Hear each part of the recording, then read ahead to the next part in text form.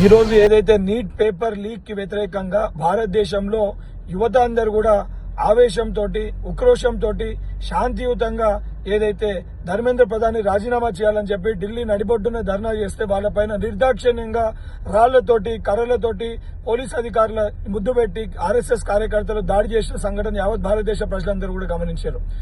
దానికి నిరసనగా వారికి సంఘీభావంగా ప్రతిపక్ష నాయకుడు రాహుల్ గాంధీ గారు నరేంద్ర మోడీ గారు ఇంటి ముందు ధర్నా చేస్తే వారిని కూడా నిర్దాక్షిణ్యంగా అరెస్ట్ చేసి ఈ రోజు ప్రజాస్వామ్యాన్ని కూనీ చేసే ప్రయత్నం భారతీయ జనతా పార్టీ ప్రయత్నిస్తుంది.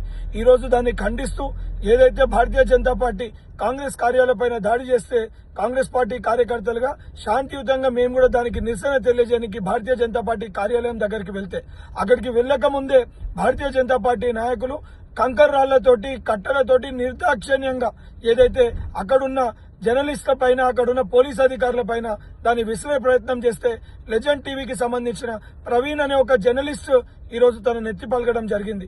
ఇప్పటికన్నా భారతీయ జనతా పార్టీ నాయకులకి సిగ్గు రావాలి. ప్రజల ప్రాణాలు తీయనికి కూడా మీరు వెనుకకి వెళ్తలేరు. మీరు చేసిన తప్పుకి ఏదైతే ధర్మేంద్ర ప్రధాని రాజీనామా చేయాలని చెప్పి శాంతియుతంగా ధర్నాలు చేస్తే మీరు కట్టెలతోటి రాళ్లతోటి ఈరోజు అప్రజాస్వామ్యబద్ధంగా ఏదైతే మీరు దాడులు చేస్తున్నారో భారతదేశ ప్రజలందరూ కూడా గమనిస్తున్నారు. మీరు ఎంత రాక్షసత్వంతో ప్రవర్తిస్తున్నారో ప్రజలందరూ కూడా గమనిస్తున్నారు.